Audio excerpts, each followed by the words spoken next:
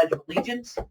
Pledge allegiance to the flag of the United States of America and to the republic for which it stands, one nation, under God, indivisible, with liberty and justice for all. Okay.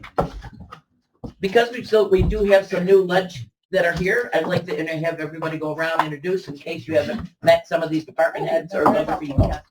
So I'll start. Mel Chesbro, chairman of this wonderful committee and chairman of vice chair of the legislature.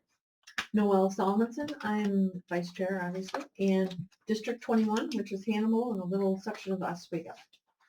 I'm Ryan Taylor, 25th District, City of Fulton.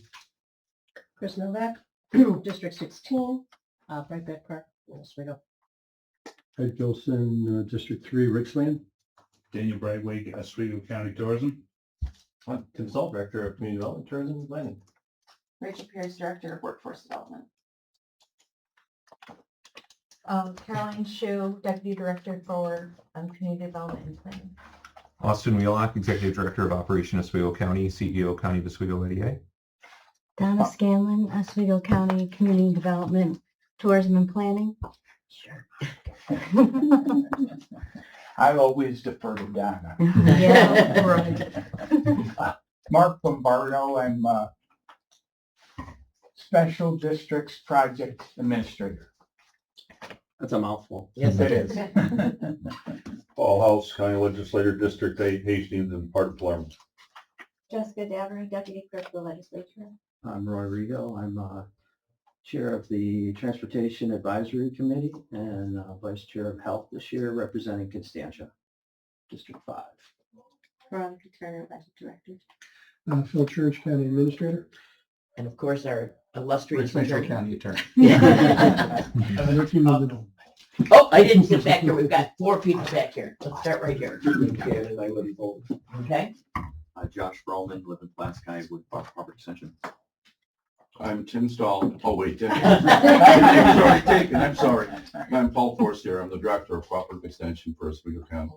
Well, if you know Tim's new nickname, then I could tell who was actually Tim Stahl. Is that on my business card, by the way? No, that's top secret. Everything It's to do with secret. legends. It's top secret. Top secret. Top secret. Yeah. Savannah Wyckoff, Oswego County Public Information Officer, and I work in the tourism department. Excellent. Okay, nice representation here. Okay, let's go right into minutes. Does anybody have any corrections or additions to the minutes? I'll move it. Second. All those in favor? Aye. Opposed? Passes. Okay, let's go right into our resolutions. EP1, resolution authorizing budgetary modification, Department of Workforce Development, separation of project salaries. Rachel. Oh, yes, thank you. Great. Second. Great. So this is just, we have 3 accounts for our department and all the salaries are listed in 1 account. So we've just got to spread them across because the revenue across all 3 accounts covers portions of salaries. And this is basically because New York State DOL is saying you have to verify them by where they're at, and it makes it just a little bit more confusing. Great. Yes, great. So all for accounting purposes. Is this part of the history of busting you away from DSS a couple of years ago? No. So we had, we've always had 2 accounts because one was for summer youth employment, just because different funding stream and it's so large, sum of money. And then everything else was in 1 account. But then when Department of Labor 2 years ago, I think 2024, wanted us to separate anything that they audit out into a separate account. And the audit that we're finishing up right now, it's way easier having it all in 1 account. Anybody have any other questions for Rachel? Hearing none? All those in favor? Aye. Opposed? Yes. F point, EP2, resolution authorizing budgetary modification, Department of Workforce Development to accept additional revenue for New York State Systems Change and Inclusive Opportunities Network, known as New York SION. Motion? Move it. Second? No, we have both of them there. Go ahead, Rachel. So there's 2 funding streams for the New York SION program, which is just building a system to help individuals with disabilities, be prepared and get into the workforce. The funding, basically funds our disability resource coordinator on staff. But there's two funding streams. One is under Department of Labor with WIOA funding, and then the other one is where this one comes from, which is from the Office of Mental Health. They come randomly throughout the year. So this was $30,000 that we got actually towards the end of December. So just accepting it into the budget now, and I will tell you there will be another Scion acceptance of revenue resolution next month, because last week I got an additional $100,000. Nice. Which we're supposed to get the 100,000 every January. That's standard. Office of Mental Health, they've now added this 30,000 that we get about twice a year to continue to support the program as well. But the individual that we have in the position has 25 years with the county, and so getting the extra money does help to fund her in her position, and then leaves a little bit of funding to be able to offer any supportive services for individuals with disabilities as they enter into the workforce. So for new legislators, can you explain WIOA, the acronym, and Yeah. her funding Yes. stream is extremely complicated. Yes. Yes, it is. It is. So WIOA is the Workforce Innovation Opportunities Act of 2014 from U.S. Department of Labor to help put together training and employment services for individuals. It does divide into 3 different funding streams. There's adults, which are anyone 18 plus, and we set that we would serve anyone making under $30 an hour, setting that as a self-sufficiency rate. There is dislocated worker funding, which are people that are unemployed as to no fault of their own. Most of the people that are categorized as a dislocated worker are collecting unemployment benefits. We do have Department of Labor at our Career Center in Bolton that is working with people on unemployment insurance, and then they send them on over to our services to help them get back to work as well. The third half of funding is youth. Youth are 16 to 24 years old. They're divided into in-school and out-of-school, and they typically have to be low income and also have an additional barrier to employment, whether it is that they are parenting, homeless, previously incarcerated, disabled, in foster care, and I'm probably forgetting one. But then we can offer them different services as paid work experience up to 13 weeks. They come on as a temporary county employee, and we're able to pay them as they work at local businesses just to gain some of those soft skills. But we help with training scholarships for anybody that qualifies, mostly working with vocational training with city BOCES, different driving academies. We do offer a lot of nursing scholarships, whether it's at the LPN level or some RNs as well around the area, working with Cuba Community College, different manufacturing micro-credentials. We work with businesses under this funding as well, being able to set up hiring events and recruitments, pre-employment testing, on-the-job training. So when a business is hiring a new employee, we can reimburse up to 50% of wages for the first 13 weeks while they're being trained. So it helps with helping the business take a chance on somebody that maybe doesn't have all the qualifications but can learn. Yeah, bottom line, if somebody needs a job, talk Yes. to Rachel. She's one of our superstars. Yes, absolutely. And we're getting creative. So Yes. Very creative. I've seen some of your creativity with Coco Cafe at Bolton. with what? Coco Cafe. Is that your program? No, or- that's with City BOCES. Oh, Yeah, that is a great It's a organization. great though. organization. Yeah. But you work closely. I mean, we're really working closely with city BOCES now too. So, Oh, yeah, that's Yeah. become a real, you guys have become a good team. Yeah. Yeah. Yep, they have a workforce development liaison. Actually, him and I joke that we see each other more than sometimes our families do.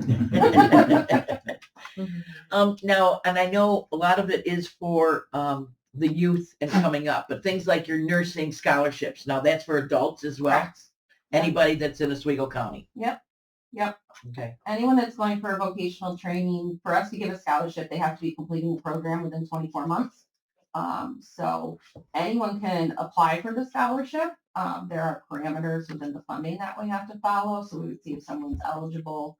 And then from there, seeing the funding we've gotten available to be able to offer. it's good, because I do know that, I don't think I'm wrong in saying that a lot of it is concentrated on the middle to lower income, but Correct. that there is opportunities for whatever your income is. It isn't just for that. Yeah. So it's kind of like, yes, you have something for everybody. Yeah, in the past year, we increased our self-sufficiency level to $30 an hour, which makes sense when you start calculating the cost of living now. So, and we rarely find anyone that's coming into the health that is making $30 an hour or more, Yeah. to try and increase their career level and whatnot. So if you're over 18 and making less than $30 an hour, there's probably something we can do. That's excellent. Excellent. Cool. Very good. Any other questions, Rachel? Okay, all those in favor? Aye. Opposed? Passed. 3, resolution authorizing seasonal ATV use on portions of Oswego County recreational trail. Motion, Move it. second. Second. Tim, do you want to explain this 10.5 miles Yeah, you from, bet. I believe it's from Fulton to Central Square?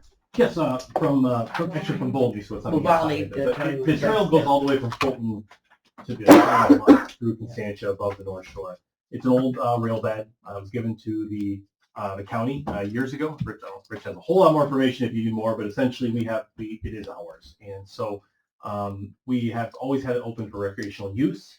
One of the real big new tourism draws that's happening in our region is ATVs, and they're not the three-wheelers that you think about from 20 years ago. These are $40,000, $50,000 side by side, 4 to 6 people, air-conditioned, satellite TV, like they're nicer than my car. It's incredible. Speakers and LED lights. Absolutely, Yes. everything you can imagine. So it has become huge business and huge tourism. The people are going all around the country, especially the North Country. And one of the things that we've been really looking to do is kind of tap into that. So if I don't know if any of you do that, but up in Lewis County is the gold standard right now. They have millions of dollars of tourism draws and business development money that goes in Lewis County right now. Now, Lewis County owns their entire own network, and they actually maintain it through their parks office. Essentially, they have their own trail office. They have their own equipment, and they own all their own roads. But they have a lot of seasonal dirt roads and things like that. Oswego County doesn't really have that, unfortunately.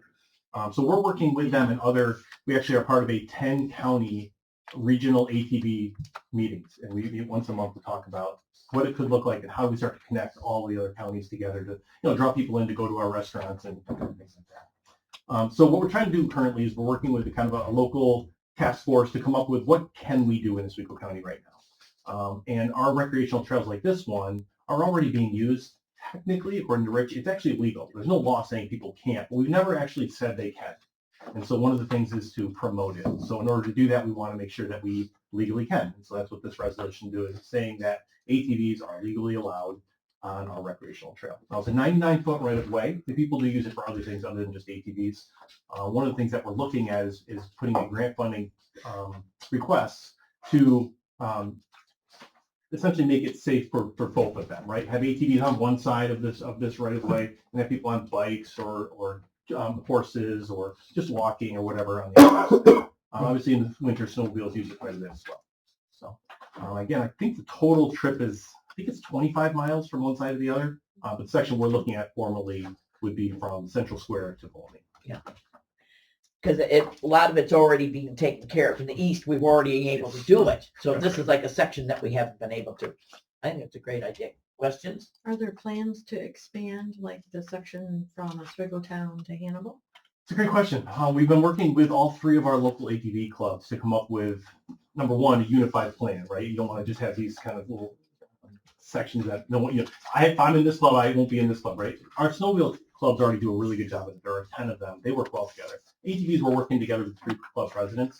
But yes, one of the things we are looking is how do we come up with a coordinated trail map? And we're working with our mapping folks in the planning office to put that together.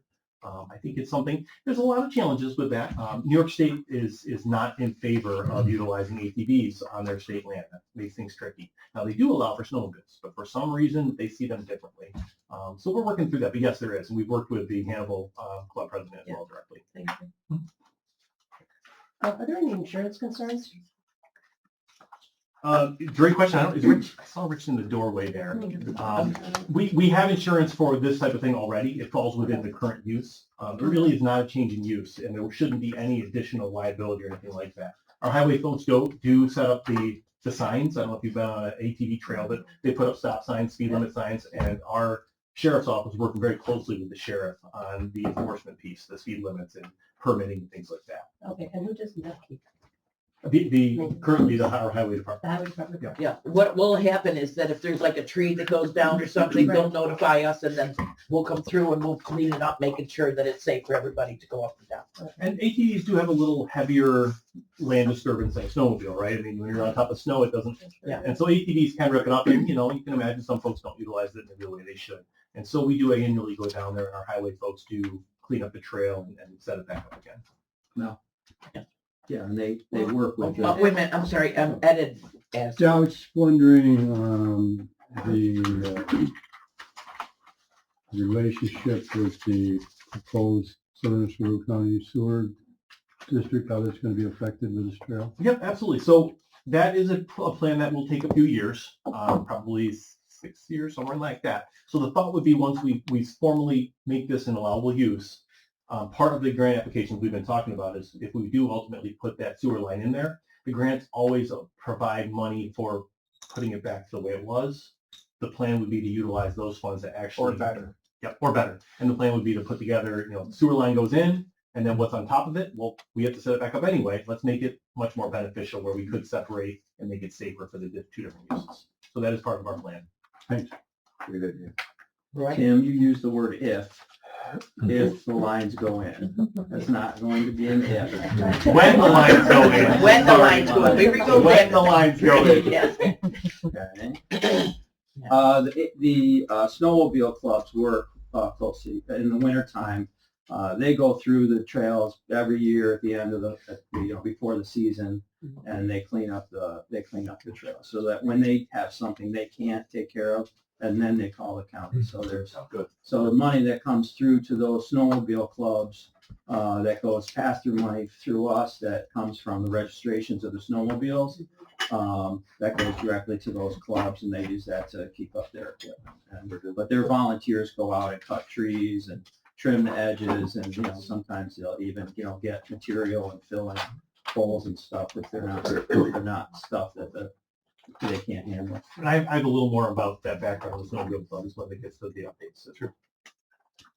Okay. Any other questions? All right.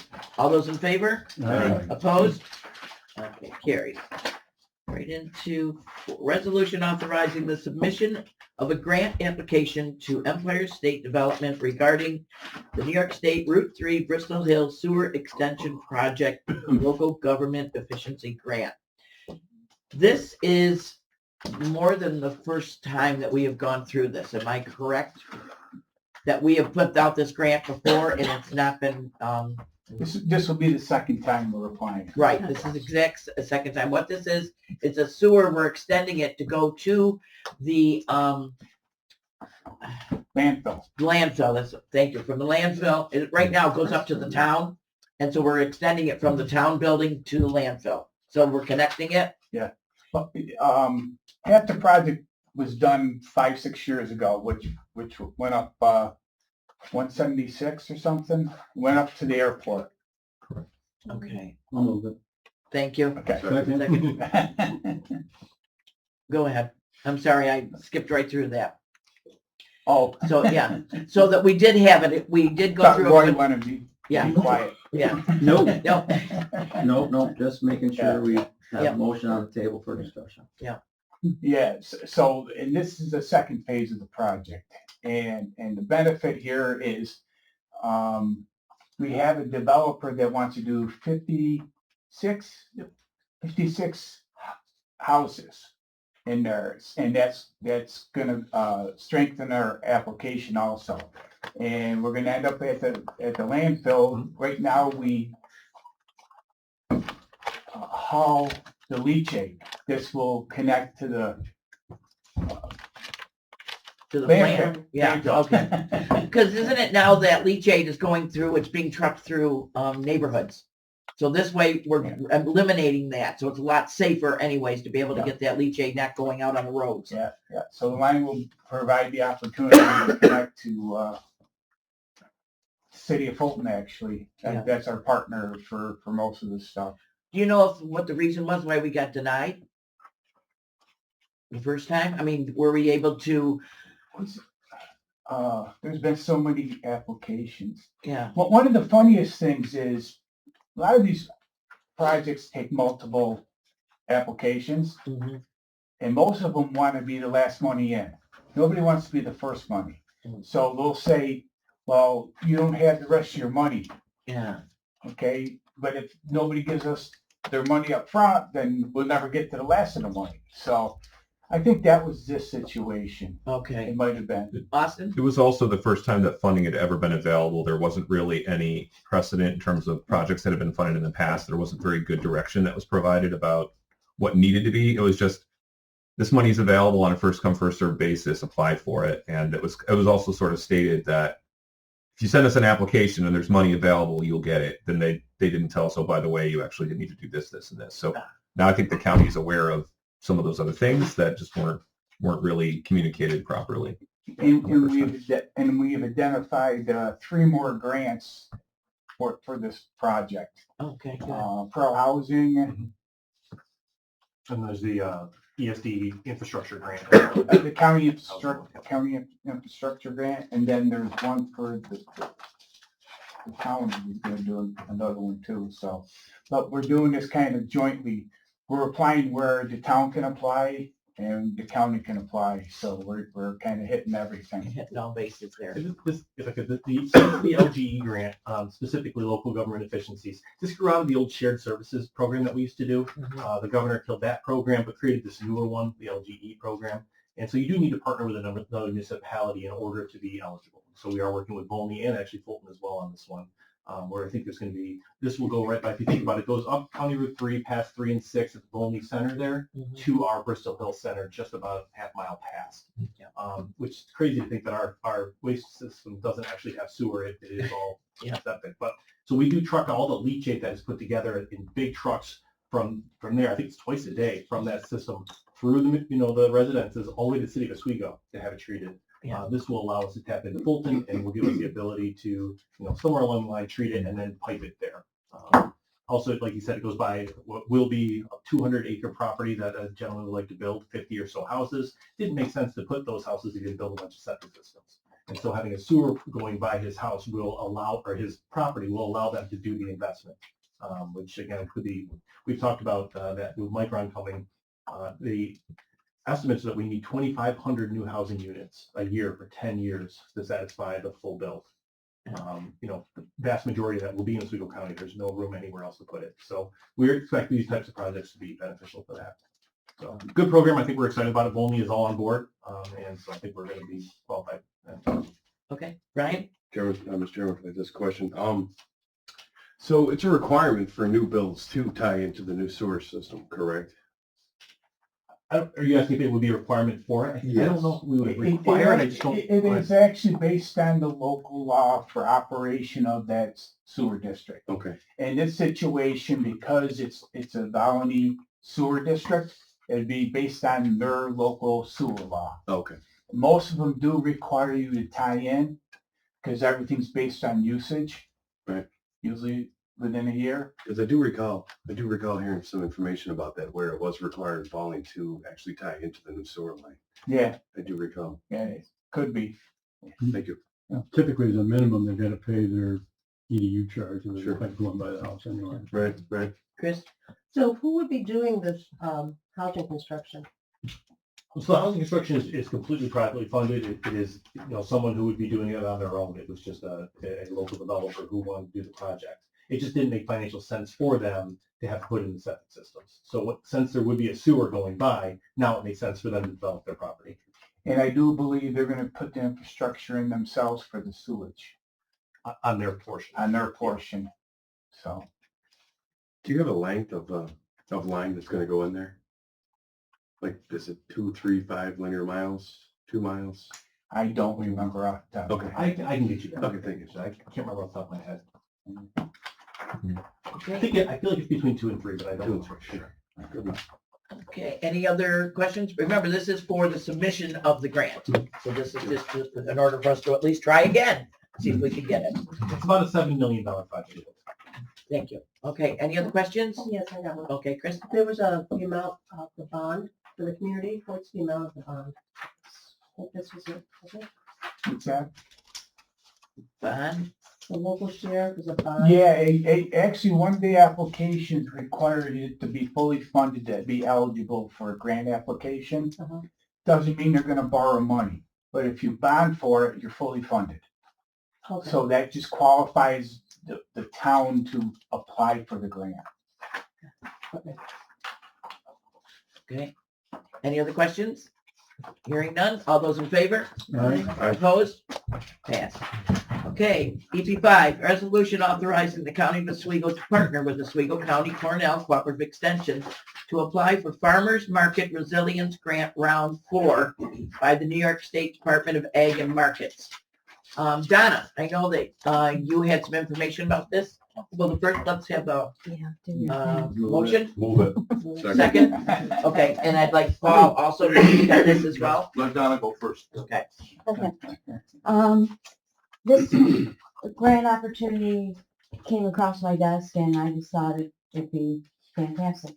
So, what it is we're applying, the county is gonna be the lead and we're gonna kind of be a pass-through to Cornell Cooperative Extension because they have all the expertise on this. Don't make his head swell anymore. Than You won't be able to get out. And what we're trying to achieve is that this is a program to help farmers markets develop more and to become more active in the community and provide some linkages between both the agricultural community, consumers, and local folks. What we're really trying to do and get, have people eat better and be more involved in their communities. So it's a $50,000 grant. Half of it can be used for staffing to put together, meetings and see what each farmer's market needs. We're also, a portion of it has to go to each farmer's market for their specific needs. And this is where Cooperative Extension and primarily Josh come in and we talk with the farmers markets, see what they need, and get the word out there. We also have a marketing piece that is both fun and adventurous that we're gonna let you guys talk about that. And it's just a really good project there's no local match of financially. It's just for the county, it's just us processing the bills so that we can get everybody paid for what they need. And there's a whole list of things that are eligible.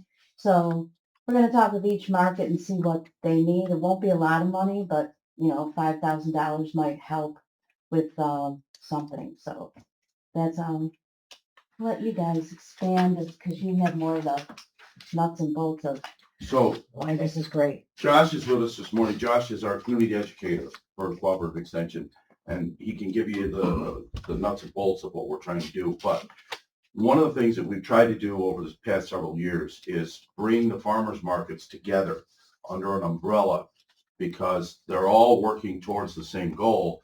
But over the past couple of years, they've been very fragmented. And so we have been able to do that, bring them together, and we do have regular meetings with all of the market managers. So this gives us an opportunity to further what we're trying to do and bringing these people together. Who doesn't like to get money, So we're going to be able to sit down with them to have some discussions about what we think would happen if they were able to get a little bit of money to move their market in a better direction. The reason this is important for us to partner with the county is because we are prohibited from acting like a bank. So our role here is to provide education and information resources.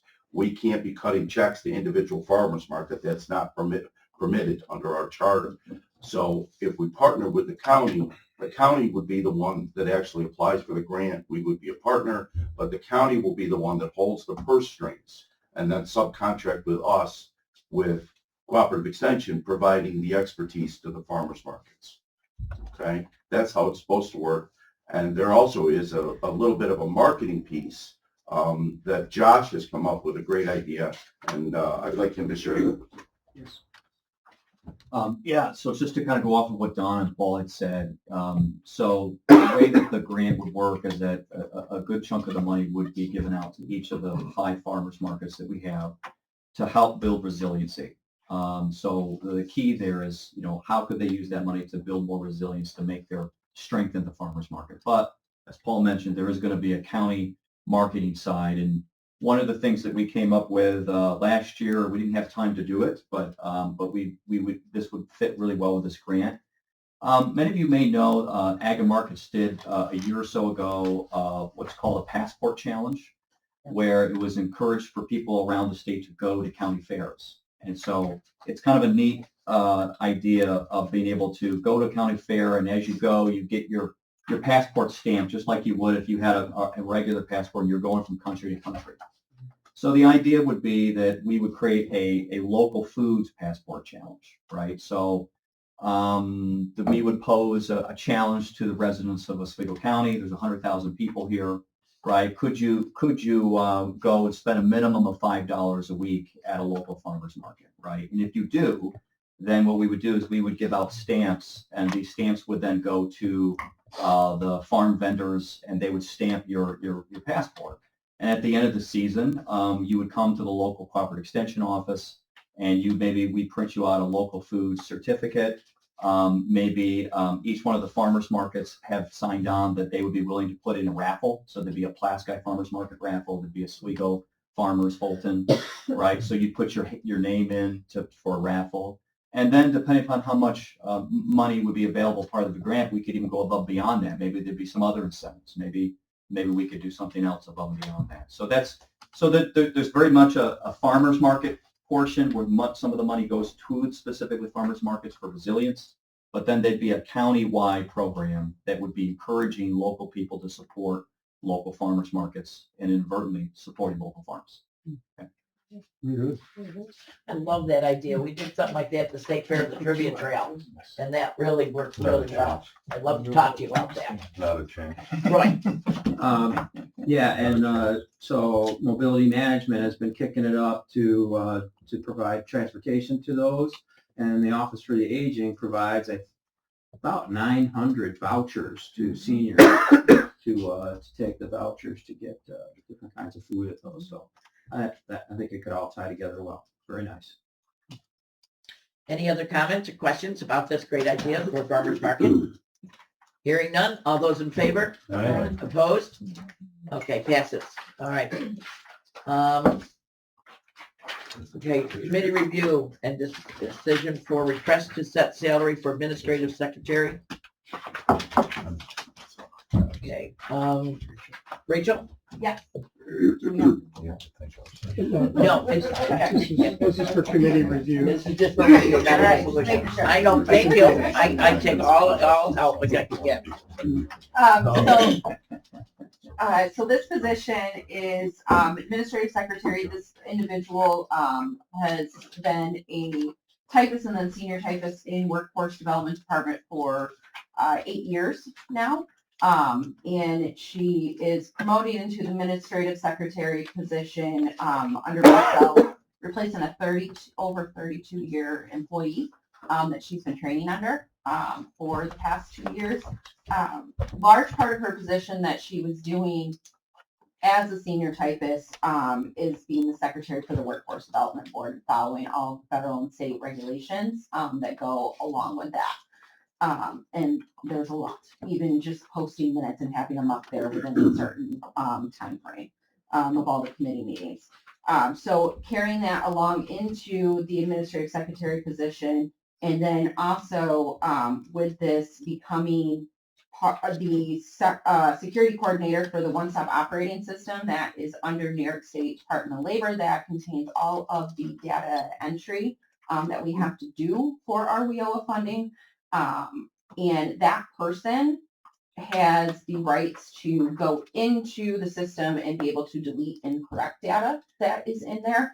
That person cannot be somebody that supervises the frontline staff that puts the data in there. So we have to have that position that is regulated under New York State. And there is a higher level of really the attention to detail in the performance under our fiscal and contract management for WIOA. That's what a lot of this position is. It's making sure that all of the data is in our OSOS system so that our performance measures that were measured on each year are where they're supposed to be with what the employment specialists are doing and the services that we have, because if we're not reaching our performance measures, then our federal funding is in jeopardy. With that, the request for this increase from what the minimum would be, it's not a lot more than what it is. It is all federally funded, the portion that's here, and it is a savings of almost $12,000 from our 30-year employee that just retired. And it's more also the knowledge from that 32+ year employee that just passed on to her. Yeah. And I don't want to lose her. She is my assistant. She's fantastic and goes above and beyond really what has been expected of her over the past couple of years in learning everything that comes along with the position. And part of, as we go through 2026, I've had more and more meetings with the state, and I know a resolution was passed by this body in support in December of Oswego County Workforce Development Board to take Utica County on as a subrecipient as well. So that is going to increase the needs of this position as well, because as our department is split with Career Center and the Workforce Development Board, that Workforce Development Board will now be a 2-county region board. And it really affects this position immensely. And that work's already starting. Okay. So what will her new salary be? $45,652. Anybody have any questions? Will her position be refilled, the senior typist? Yes, what I'm looking to do is I have a typist.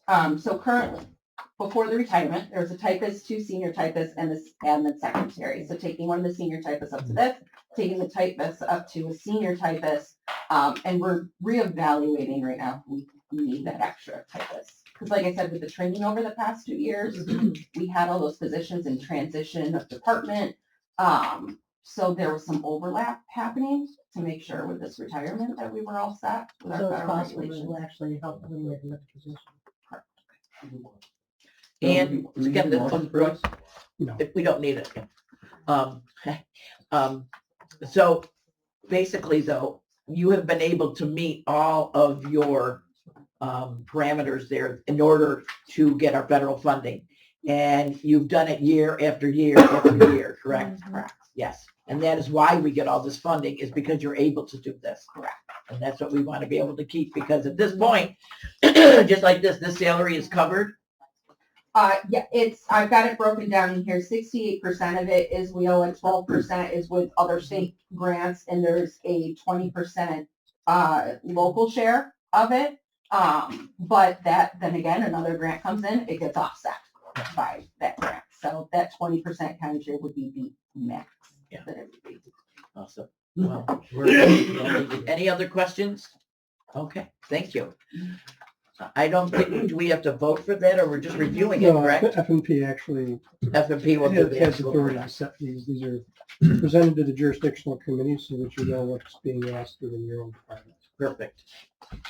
All right, let's go right into our reports of committees. All right, Operation Oswego County. Okay, we've got quite a few things to report on just because we haven't met since December, so bear with me here. We'll start related to nuclear. So several major things on the nuclear side. So the zero emission credit, this was the credit that helps to support the 3 existing nuclear facilities here in Central County as well as the one in Wayne County, was officially extended, was approved by the Public Service Commission on January 22nd. The extension of this credit will lead to the long-term sustainability of the existing nuclear fleet, which is tied to the relicensing of 9 Mile 1 and James A. Fitzpatrick, which have to take place here in the very near future. 9 Mile 1 is only licensed through 2029. So with this, that will kick off that effort there. And so with that, preservation of jobs and significant tax revenues. The other thing that's going on right now, and I know that every legislator in the room here received this, is that Operation Oswego County is co-hosting an event this Friday, February 6th at Hughes Community College Fulton campus regarding the opportunity for new nuclear in New York State. This is related to the governor's announcement back in June to ordering NYPA to develop 1 gigawatt of new nuclear. That has now been revised to 5 gigawatts of new nuclear, which right now in New York State we only have about 2,800 megawatts total, so that would almost triple the amount of nuclear in New York State. This is an event that's going to be important in sort of understanding what the new nuclear opportunities are and how that could impact Oswego County. The panelists for the event include Phil Church here in the room, Rob Simpson from Center State CEO, Rich Bartletti from Constellation Energy, Greg Lancet from United Association of Plumbers and Pipe Fitters, and Marcus Nickel from the Nuclear Engineering Institute. Other co-hosts of the event are New York State Senator Chris Ryan, Senator Mark Walczyk, and Assemblyman Will Barkley. And so really one of the things that we're going to be talking about is how new nuclear development could include advanced nuclear reactors, including what some of the plan or the technology that's already been developed in Georgia, which is the several large design plants that have similar sort of outputs to what our existing plants are, in the 800 to 1,000 megawatt range. But also could potentially be small modular reactors, which are 300 to 400 megawatts, but they're designed in clusters. So, 3 to 4 of them would equal up to the same amount as one large plant. So that's on the nuclear side. What time is that? What's that? What time is it? 10:30 a.m. And it is RSVP because it's limited seating. So if it's something that you do want to attend, please get the RSVP in on that ASAP. Okay. All right, moving to manufacturing. So 2 major things that happened since we last met. The County of Oswego IDA worked with Novelis to develop a sales tax exemption related to the $255 million rebuild of the hot mill and finishing lines after 2 devastating fires last fall. The project will lead to the rebuilding, resiliency, and sustainability of Novelis' Oswego plant, retaining over $180 million in annual payroll and hundreds of millions annually in local economic activity. While a specific date for completion has not been identified by the company, we anticipate it will be sometime in the second half of this year. We don't know the exact time at this point, as they're still doing some investigations and other things are still continuing. The County of Oswego IDA also worked with Huhtamaki on an expansion project to bring 2 new production lines to the Fulton plant, extending the existing pilot agreement by 6 years and increasing the payments over that 6 years 1% annually, up for over 6% over the 6 years of that. This will lead to a $1 million investment in the company in new equipment, as well as the retention of 406 jobs with a payroll of $30.6 million in the city of Fulton. We want to thank also, I know at our last meeting, our 2 new legislators who are on the EDP came to the meeting and probably learned way more than they knew was going on. So I wanted to thank them for coming to that meeting. Other things going on at the County of Oswego IDA right now. The IDA is currently reviewing their uniform tax exempt policy as well as our solar deviation policy to consider any revisions. The uniform tax exempt policy currently consists of a manufacturing schedule and a non-manufacturing schedule.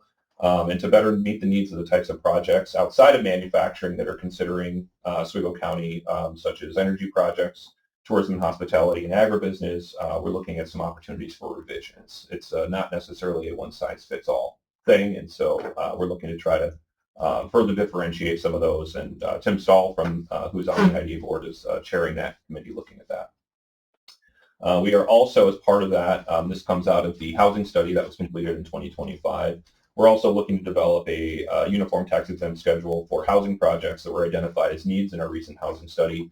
Specifically, those needs were identified with senior housing and middle market housing. So middle market, for those who understand, is for those who make between 80 and 120% of the AMI, which is, so it's not, we're talking low income housing and we're not talking luxury, market rate apartments, but housing in the middle that is currently very difficult for people to afford. So when those final changes have been proposed, those will be sent to each of the taxing jurisdictions for comment before the IDA would take any action that's required as part of any type of an update to your uniform tax exempt policy. It has to go to the taxing authorities themselves for comment.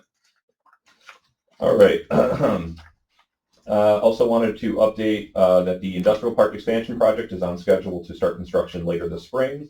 We completed final design back in December, and we're currently putting together bid packages for the project. Due to the complexity of the funding sources, which includes federal sources and state sources, we're having to hold several interagency meetings to make sure that all parties are on board with implementation. So, for example, the funding from the state requires MWBE requirements related to spending of the funding, whereas the federal does not. But we want to make sure that the federal's on board with what we're doing so that it's not making, so you're just kind of having to bring all parties together and kind of agree to the same sort of terms. So we're working through that right now. That construction project is slated to finish construction in late 2027. Related to that, we've already had significant interest from companies within the semiconductor supply chain, as well as other advanced manufacturing entities that are interested in that site. So for those that don't know or don't remember, it's about a 185-acre expansion of the industrial park down in the town of Schuylkill. As part of that would be creation of up to 10 different development sites that could support up to 1.2 million new square feet of manufacturing and distribution space. That's important because 1.2 million square feet is about equal to the Fab 1 development that Micron's doing. So it can support up to that size of development on that site. A groundbreaking event will be planned for May 2026 for the groundbreaking of the expansion. So everyone. May 26th? This May. Yep. Oh, we're not sure the date yet, but that's my birthday. That's what I was thinking. May 26th. Damn, right. Nice of you to have that. Well, no, I'll keep that in mind. If it happens, then you know why. That might be on Memorial Day, so that might be challenging. Yeah, it's close to that week. So, but it will be coming in May, and so all county officials will be invited to that. So, changing gears related to incubation, we are in the I won't say the beginning stages, but we're in some of the early stages right now looking to build a new incubation facility somewhere in Oswego County. We'll be submitting a grant later this year for feasibility dollars towards the market and feasibility study, and we have been scouting potential locations, though no decisions have been made yet where that would locate. Also wanted to state, Paul's here and I know Josh was here. We're also working with Cornell Cooperative Extension of Oswego County towards the development of a commercial kitchen and potentially some ag incubation space that would go along with that. So right now, those are two separate projects. We'll see where things go in the future, if there's any potential to collaborate with that. And then we're also assisting two manufacturing incubation projects in the city of Fulton. So one is the project at the former Building 30, which is owned by CDM. That building will be demolished this year as part of that project, and a brand new 30,000 square foot flex building will be built in place to support new and emerging manufacturing and industrial tenants. We are also working with Michelle Shatro, who's the owner of NET & Dye. She has converted her former manufacturing space at 24 Foster Street into manufacturing incubation space. She's already secured 2 tenants for that space, and we're working with them to ensure that those tenants have access to capital to continue their growth. So pretty cool. We went from 0 manufacturing incubators to pretty soon we'll have 2 in the city of Fulton alone. So it's and 1 on either side of the river there. So exciting stuff going on there. And then just the last thing I was going to report on is that on the child care front, Operation Oswego County is working with OCO to support the expansion of the Discovery Learning Center, which is in the current existing industrial park in the town of Schuylkill. This is a $3 million project, which will allow them to double the size of the facility, significantly increasing child care slots and increasing employment. The project was recently awarded a $1 million grant through the Central New York Regional Economic Development Council last month. That'll go towards supporting that project. So we're working with them now on securing additional funding and making that go forward. So lots of stuff going on. So Good. Questions, comments? I got one question for you. Sure. Go ahead. Building 30, the cost of the tear down, is that going to be, is that going to be billed to CDM or is that going to fall on the tax base? it's not going to be on the, no. So last year there was a Restore New York grant, which was through Empire State Development. Right. That's about approximately half the cost of that. The Sure. other half of that cost is taken on by the developers themselves. Okay, good. Part of the project. Yeah. It's 'Cause not, I do recall the Restore New York grant. it's not owned by the city of Fulton anymore, so it's not their responsibility. The funding, so the Restore New York money does flow through the city of Fulton, so they're sort of the intermediary. They get that funding to then go to the developer. Right. So it doesn't go directly to the developer. But yeah, it's not on the city of Fulton residents. Any other questions for us? A lot of stuff going on. Yep. And just one other thing I wanted to report on really quick is that just looking over the second half of last year, just to understand just the level of activity going on. In Q3 and Q4, 16 new projects were approved, and there's 29 applications in process related to it. So those are for big projects, little projects, everything in between, but there's just a lot of activity going on right now. So All good news. All right, thank you. Awesome. Oh, I'm sorry. How's the rebranding going? It's in the early stages right now, so we are, good question. So in March of this year, the Operation Oswego County Board will be formally approving their 5-year strategic plan. And as part of that, one of the initiatives is the rebranding and renaming of Operation Oswego County to the Oswego County Economic Development Corporation. So over from then forward through the end of the year will be sort of we're currently also doing due diligence right now related to legal and other things like that you need to do related to the name change. So the name change should be fully implemented by the end of the year, new website, all sorts of other things that kind of go along with that. So cool. Thank you. Hey, I've heard from some constituents that are concerned about how the tax exemption for Novellus is going to affect our overall budget and things. Okay. I was wondering if one of you could speak to that. So, The tax exemption is, you and I talked about that it shouldn't affect us, right? Because it's not impacting any of their regular spending. This is just specifically related to the rebuilding of the facility. So what we budgeted for this year and next should still hold because it only affects, because we didn't know there'd be a big fire all summer. Two of them. So we based the sales tax projections on normal economic activity. Right. This is above and beyond. And it actually this should be exemption higher. won't take away from our sales tax. Okay. It just Yeah. means we won't collect what we otherwise would have on a big project. So related to Fire One, so Fire One happened in September. They had almost repaired everything when they had Fire Two. So they had spent probably $40 to $50 million rebuilding that they had been paid sales tax on those. but didn't they have insurance? That wouldn't matter related to the sales tax. Right. But But didn't the insurance cover the cost of the repairs? so No insurance covers everything, trust me. I would say that These are questions that no, I constituents understand. have, and I'd like to be able to Sure. answer them. Absolutely. No, they're good questions. I think that related to Fire One, I believe that pretty confident related to the insurance on that. Fire Two, there's multiple I think that there's still investigations going on related to the cause of that, which could include other contractors and other things, which could lead to a significantly long protracted legal battle. And it could be years before they see insurance dollars. And Novellus doesn't have years to wait to rebuild. Okay, thank you. Yeah, I think that was a good question because a lot of people think that we're going to, with the sales tax, that we're going to be losing money that we expected. But we're not. This is money we never budgeted for. So, and whatever money we wouldn't, what's going on with the hotels and everything, we're getting all that money back. So we're making money on it. There's over 600 contractors that are going to be working for months in Oswego, staying in hotels, buying stuff locally. And that's going to add additional sales tax, bed tax, other things that would not have happened but for what happened to them. So it'll be replaced in other ways. All right, thank you. Yeah, I'm glad you brought that up. Does anybody else have any questions for Austin? Okay, thanks, Austin. Let's bring in Rachel. All right. I'm gonna pass a couple things down here. Before I get to those, so I know I mentioned it earlier, we've been having our WIOA program and fiscal monitoring. They decided to go back to back. The program monitoring went well. We're just waiting on the final letter. So once I have that, I will share it at the next meeting that we have. I should be getting it soon.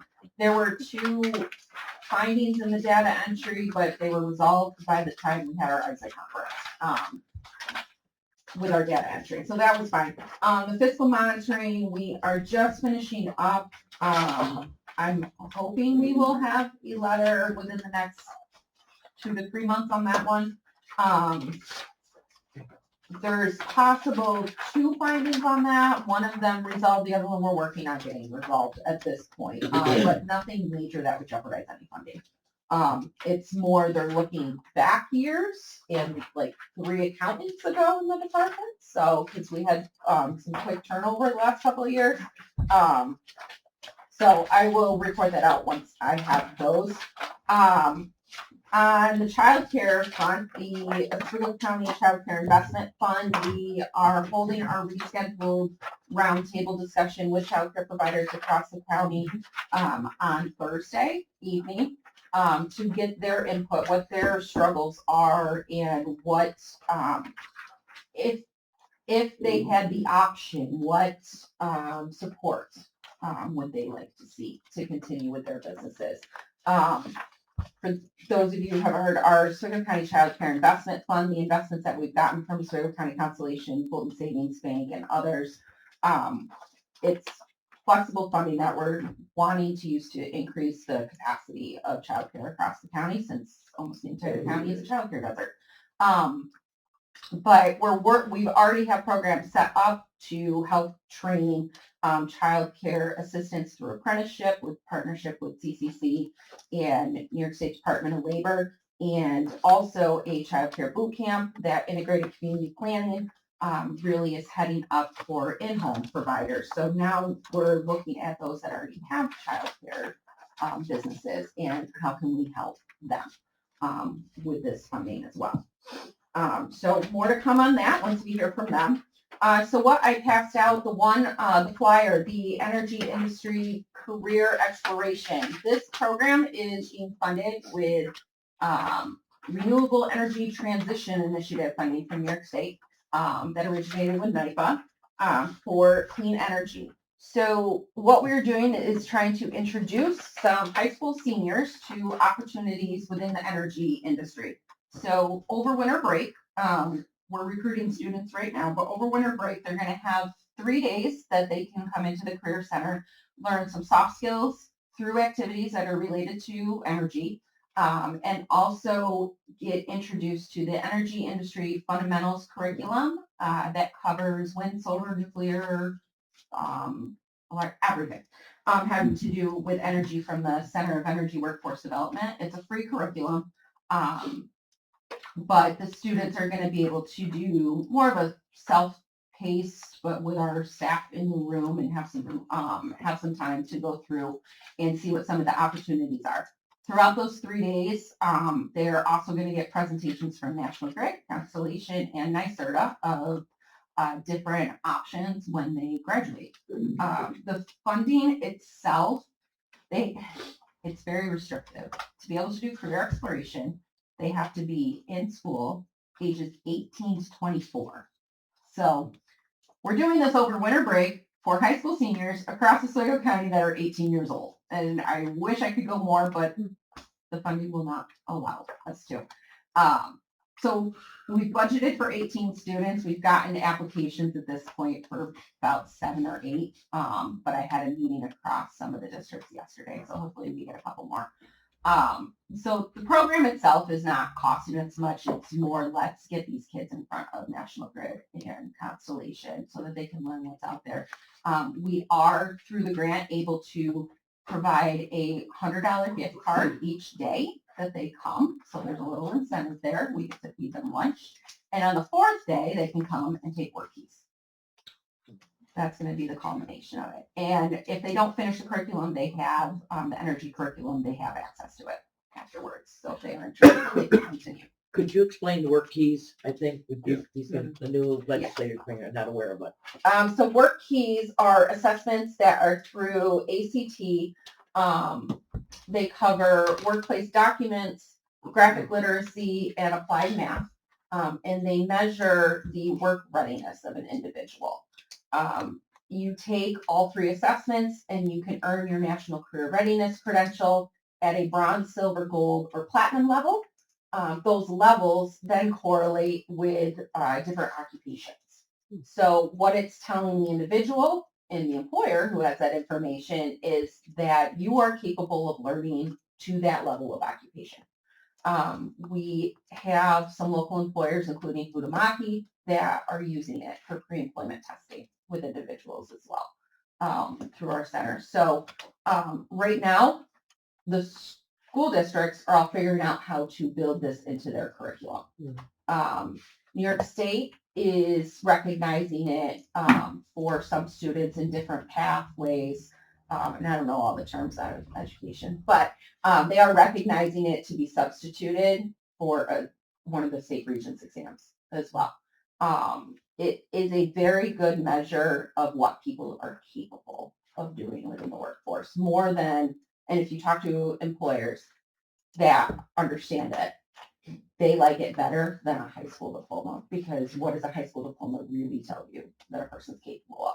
This test actually does tell you something about it. So 2 years ago, Oswego County did become the first work-ready community in the Northeast, not only New York State, the entire Northeast. Takes a lot to Roy. Yes. For taking that along the decade and getting that done. But we're continuing that. So more and more students are coming out. Our emerging workforce is having this. We're building it, not only our program, City BOCES is building it into their programs. Hugh Community College builds it into their adult programming as well. And we are getting more and more community members to come into the Career Center to take it. And right now we're actually distributing a survey to businesses to see where their level of understanding is. We did have a lot of businesses sign up to support it 8-10 years ago. Those people aren't necessarily at those businesses anymore. So we're just gathering information right now to figure out what our next avenue. Isn't it true that other counties are now doing it, seeing the success that you have done here? Genesee and Monroe counties are working towards that work-ready community now as well. So it is becoming more and more prevalent. It's very popular in the southern United States. I believe South Carolina uses it instead of civil service exams.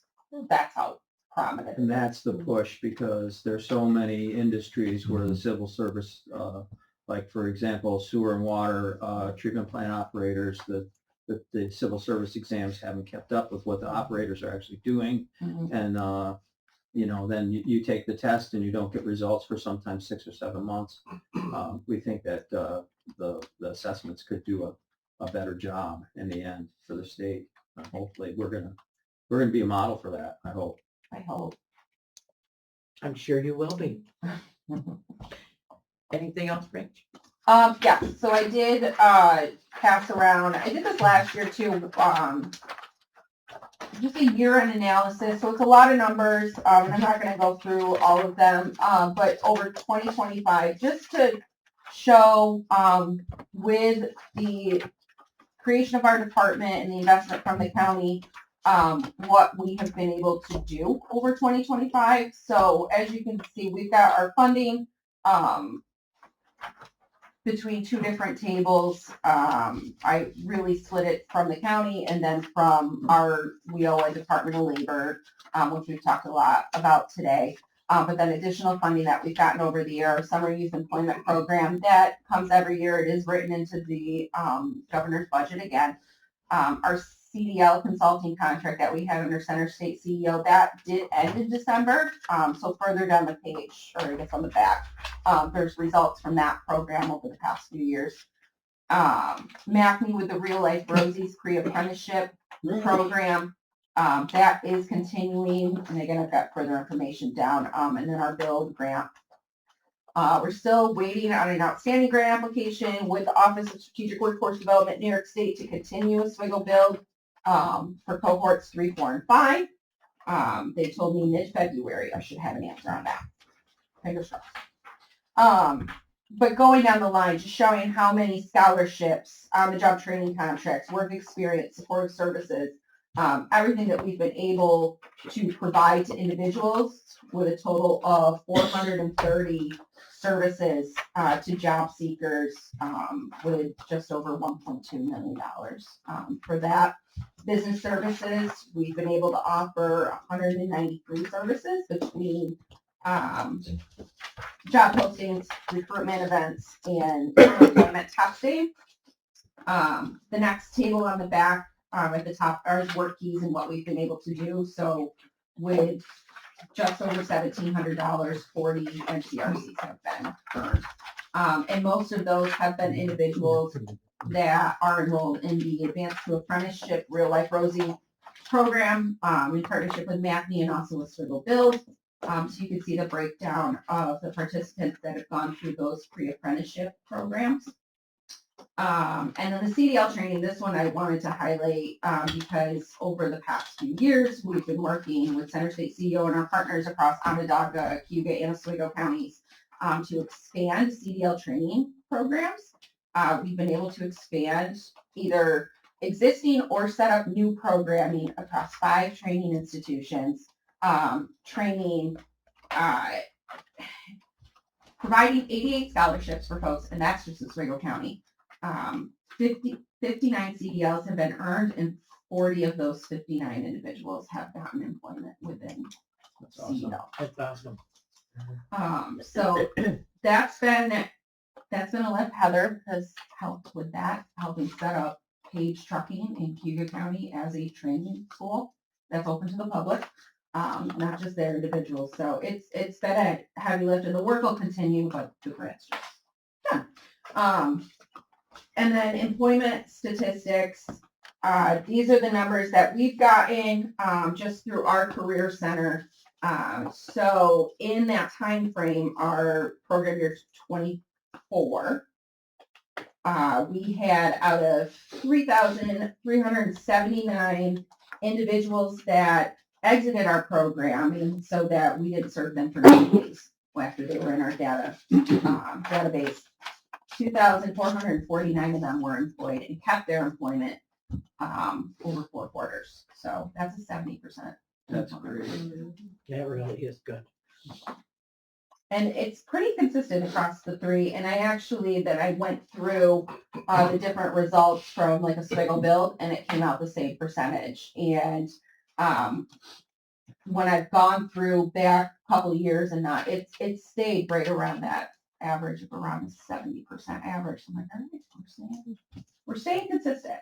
So 7 out of 10. And, That's awesome.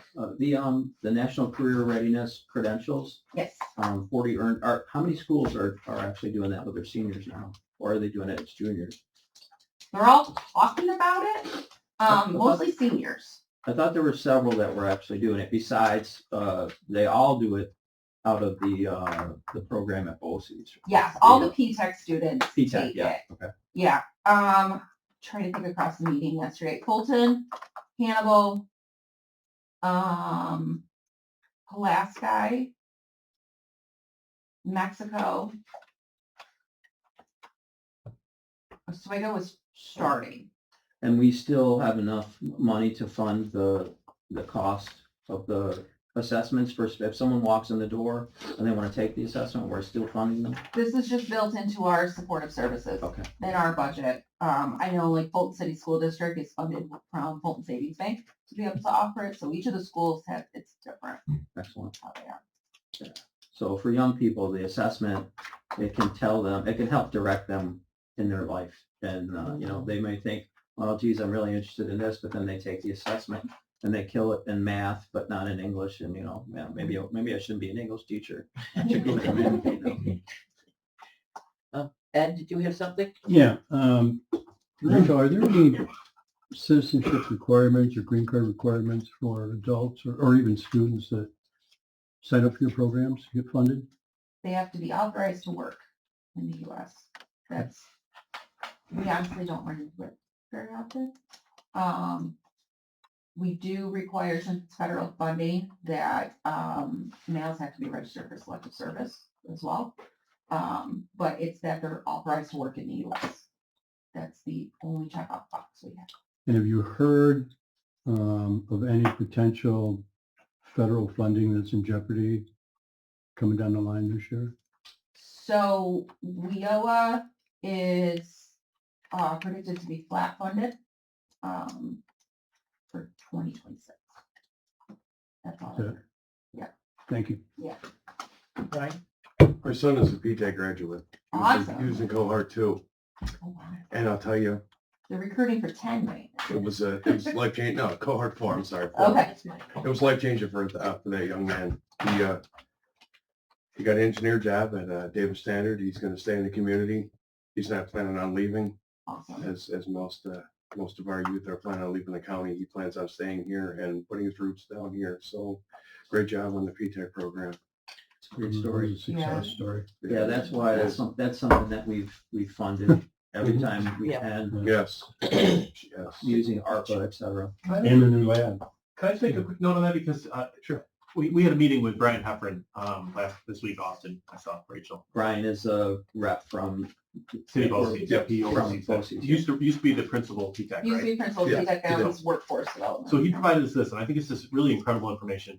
In 24-25, after 6 months of graduation data, that's when they measured this out of City BOCES, they were able to show that 86 Oswego County students here, kids from Oswego County schools, had graduated through their program. 6 months later, were fully employed and living in Oswego County. What a great story. I mean, if we're looking for something that we can potentially participate in, it doesn't get any better than No, it that. doesn't. These are folks who are some of them coming out of, we talked about the poverty situation, coming out of poverty and getting, full-time living wages in our county. And it's life-changing for families. So we just found that out. I thought that was incredible news. And could you get your public information staff to put together an article? Really good idea. Very good. Well, it's a difference maker for them. I mean, like you said, if you want to break generational poverty, then that education piece, allowing a kid to feel like, hey, I can actually get, when I graduate high school with a associate's degree, it's off the charts. Those numbers are amazing.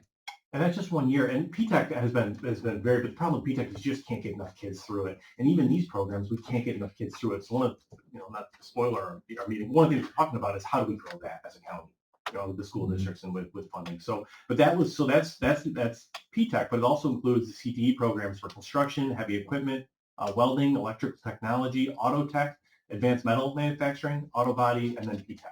So that's the sum of all of our graduates. Still in Oswego employed. So. Right, and a lot of they're promoting the National Career Readiness certificate there at BOCES as well. Like the kids don't have to take it, I don't think, but a lot of them do because they can use that certificate to walk into a job and say, here, I got gold on this and this, and here I am, and they know that it works.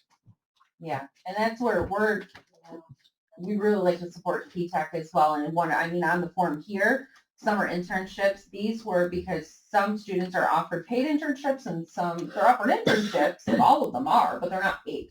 So we brought them in under summer youth employment so that they could get paid as well.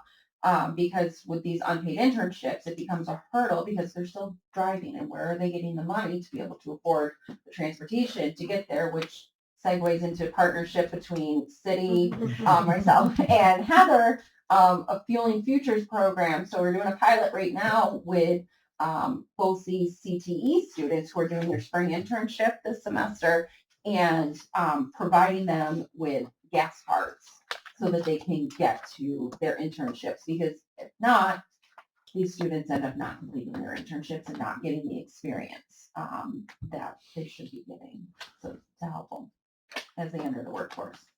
Noel had one. I just had one quick question.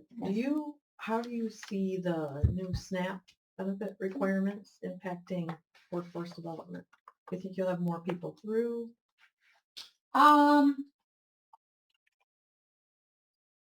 maybe not.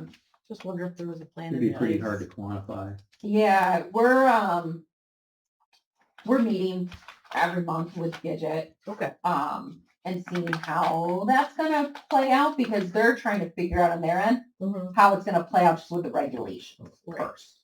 But you're prepared and you're ready. Yeah, I mean, it really helps us as just another recruitment tool for programs. Right, absolutely. Oh, that's true. You look at it that way, yeah. Yeah. So what part of workforce development is DSS still doing, and how much does it funnel over to you? It's not really funneling over, as much. I mean, they're still having to do, job search reviews, people are meeting their requirements and looking for work that way. A lot of these programs, when we're recruiting for them, there's either flyers or presentations, or we're sending staff to present to their folks, and recruiting them for the programs. So it's a back and forth, but it's not as much the actual clients and customers going back and forth. Thank you. Yeah, right? It's okay, we can talk offline, I got a suggestion or a note. All right. Anybody else have any other questions for Rachel? All right, thank you, Rachel, as always. Promotion and, oh, You just stepped out. You just stepped jump down. We'll start planning. we'll go right on to planning. Okay, so I'll try and touch base quick. We have a ton going on, and there's a lot of, I think, background information I wanted to give, and I can obviously meet with the new legislators as well. So really the biggest project we have going right now is our comprehensive plan, Oswego County Comprehensive Plan Update. That was funded through some ARPA funds, and we are working with a company called EDR. They're the companies that did the comprehensive plans for Onondaga and Cortland counties already. But we're probably, I would say, at least halfway, maybe 2/3 of the way through. We've done all the public session. We're now at the point where we're putting things together and kind of coming up with a report. We expect to have that hopefully this summer. That would be brought out. We are working very closely with our towns and villages. It's hard to have the county doesn't have any local use rules, right? We're not in charge of what towns and villages do. So we need to work very close with them to understand what they want to do at the local level. And so representatives from all four corners of our county and the majority of our towns and villages and cities are part of our steering committee. Both mayors are on it as well. So we're working to make sure we understand kind of what's going on in the county so that our document ties in with theirs. Along with that, we are, mainly Caroline, we are meeting and attending the majority of the current comprehensive plans that are going on in the towns and villages. I'll give a quick rundown. We have, and this is not all of them, but these are ones the most active: Albion, Volney, Village of Central Square, Town and Village of Mexico, Town and Village of Hannibal, Town of Oswego are all actively updating their comprehensive plans right now. Other places had already finished them recently as well. So the legislature authorized some funds last year through the ARPA awards that will be funded out this year to support towns and villages in their comprehensive planning projects. So there will be $3,000, $4,000, $5,000 available to support those communities. Caroline's putting out the application. I believe it's already been sent out. So if any of your communities are updating their comprehensive plan or have a project that's coming out of that, reach out to Caroline and we can help assist in some of the local share portion. Quick update on the Port Authority Board. I think that's been what we've been talking about for years out here, is that we, the County of Oswego, has the responsibility to recommend one member of the Oswego County Port Authority, our representative, or our recommendation to the state is gentleman by the name of William Chris. He is moving through the process and we hope to have him confirmed soon. So just got an update yesterday on that. Quick update on ARPA. I did give this presentation, or I did give this information out yesterday in government courts, but our external ARPA, that's the funds that were awarded to our local nonprofits, our local small businesses, and our towns and villages. That's the COVID recovery money. We had given out over $12 million to 94 different awardees. Almost every one of them, I would say less than 10%, have completed their project. And more than half of them, we closed it. We just have to finish up meeting with them. Caroline has taken that on, and Kyle had been working on that previously. So we're hoping to close those out. Well, we have to close all those out this year. Every dollar of ARPA funds needs to be spent and reimbursed by the end of this year. We are on pace for that. Probably only maybe 2 or 3 of them that we're working with to make sure that they've finished their projects. Short-term rental registry. This is new information for everyone at the table, I think. We are hoping to go live today, tomorrow. We are just finishing up some of the information with the portal to make sure that it makes sense when people who Quick reminder, the county passed a short-term registry law last year, and it requires that anyone in the county who is operating a Airbnb, VRBO, short-term rental, register with the county. It is a biannual registry, costs $50, very, very affordable, and it is a way for us to assist in our towns and villages and cities in understanding where they're located and things like that. It is also a requirement by the state in order for us to collect bed tax. So that is ongoing. We are not yet collecting the bed tax, the actual tax portion of that. That should come, I believe, second quarter. I think Rich is working on the law piece of it. But the registry is required regardless. And so the registry is kind of a separate piece. That'll be going in partnership with the clerk's office and the treasurer's office through the community development office. So we will be actively working on that. Information will be shared with all towns and villages and cities as well. And we talked to them about that. How much money do you expect to generate from that? Well, it's tough because we don't necessarily know how many there are right now. We have ideas. We've heard it could be anywhere from $250,000 up to that amount, maybe even more potentially, just because we don't know how many there are.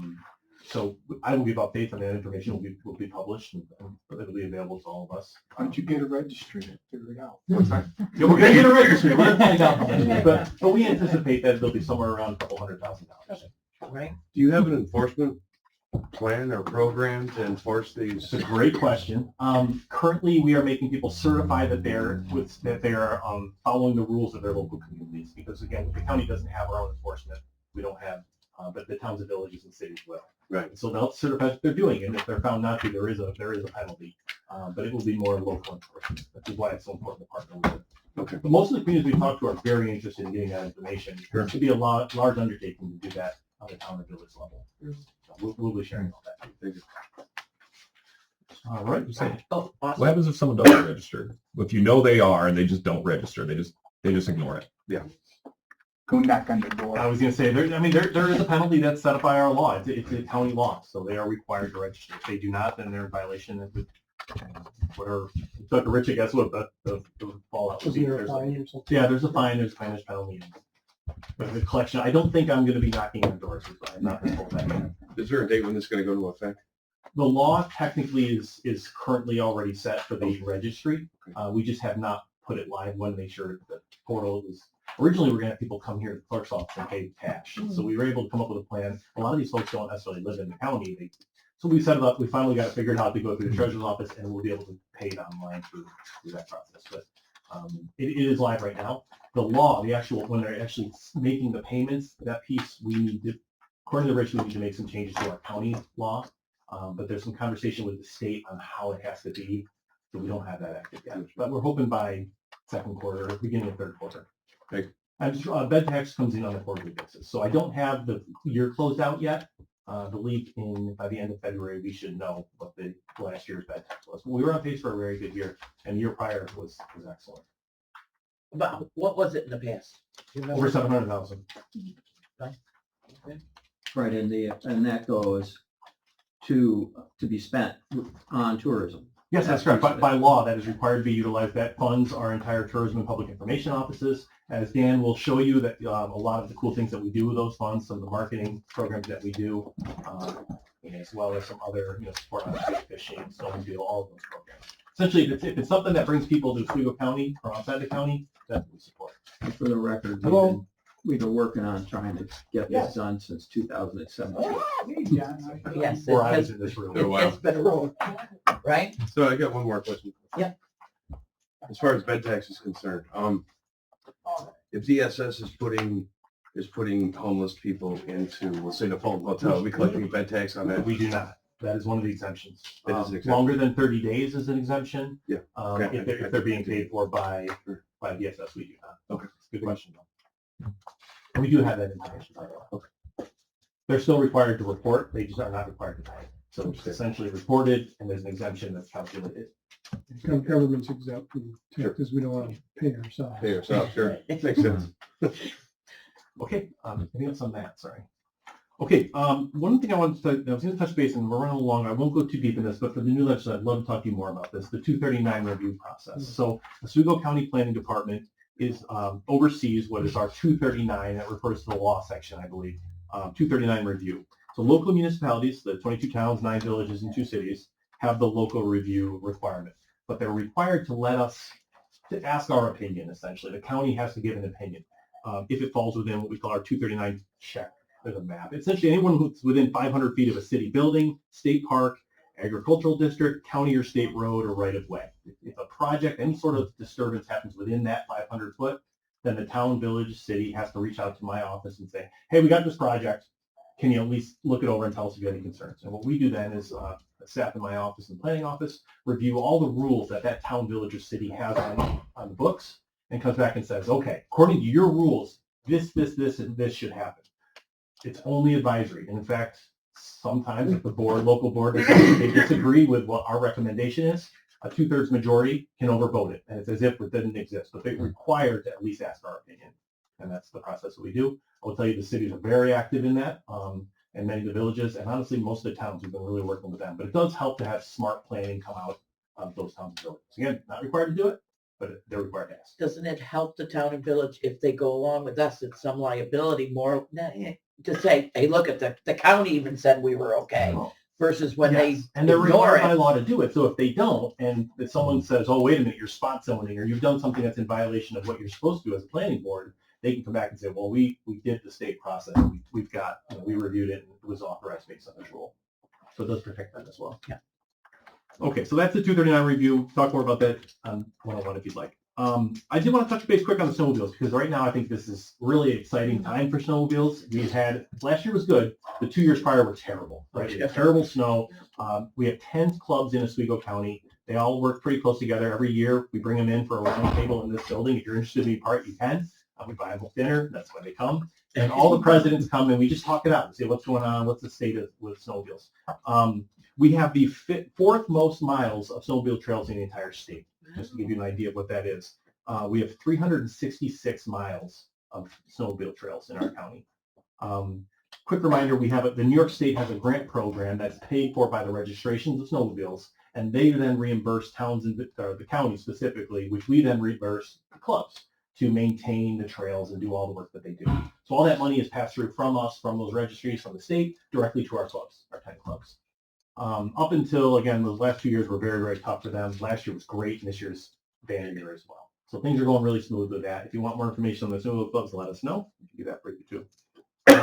National Marine Sanctuary, I didn't know if we want to touch base on that too much right now, but if you want more information on the marine sanctuaries, obviously Phil is the Other champion. than federal government's approved level funding through this year, so there's no cuts. Okay. Oh, Great nice. news.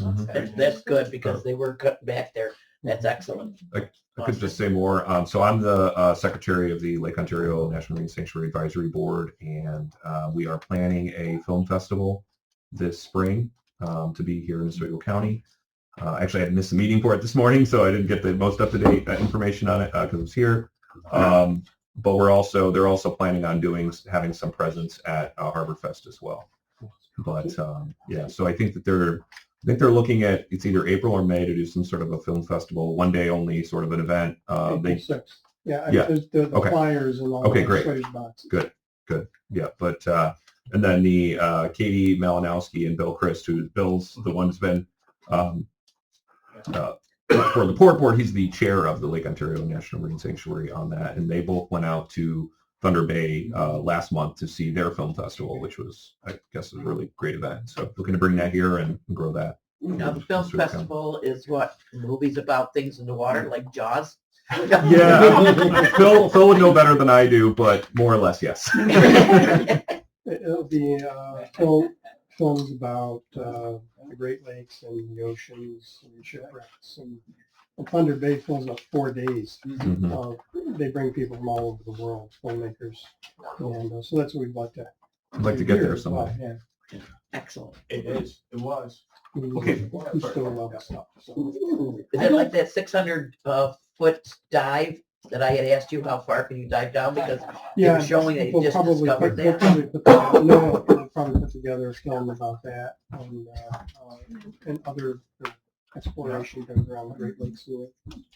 I believe there are no sharks in our lake. Just check. Okay, and then just two other quick things if I could. One, I wanted from the legislators to talk a little bit about the Legends Field project because Oswego County owns a 6-field baseball stadium right out past the Churchill Road, right by the sheriff's office. This year, we've got a contract with a company who's going to be coming in. They're going to be running 16 weekend tournaments. On average, 1,400 to 1,800 people from outside our county come in every single weekend for those. So it's a huge draw. If you get a chance on one of the weekends this summer, when the legislator stop by, you've got to check it out. But in addition to that's more the tourism side, right? That's people coming in here spending money. Over 2,000 hotel rooms were booked over 2 years by that program, specifically just because of these baseball tournaments. So again, a huge draw for our county. But in addition to that, they're only here in the summer, and in the spring we partnered with the Oswego School District specifically. Also, Mexico will be using those fields, and Fulton. We talked to their athletic director about utilizing those fields this year because Fulton is, I believe, building their infrastructure. Yes, they're updating that. So there are a number of other local community school districts that are going to be using it. Last year, Mexico's Little League played there because they were underwater the entire summer. If you remember, the spring was so wet. So anyway, again, very, very exciting programs going out there. Want to mention that as well. And then the last thing, and I'm not going to do this right now, but for next month, we're going to present, our planning tourism office is going to present the county's branding initiative. We're talking about a branding plan for our county. So that will be coming next month. That's it for me, unless there's other questions. All right. Any questions for Tim? Yeah. Is Mexico and Fulton committed financially? Not as of right now.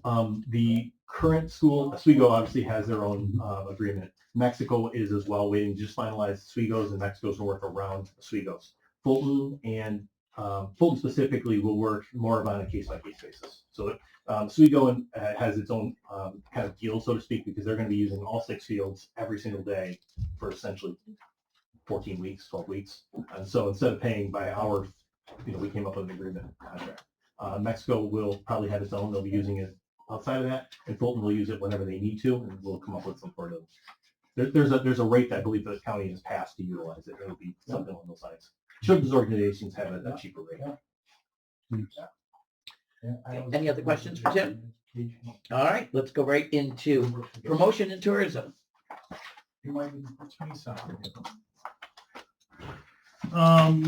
We promoted January 16th, 17th, 18th, the Salmon River Winter Festival, Friday, Saturday, Sunday. Friday they had mac and cheese.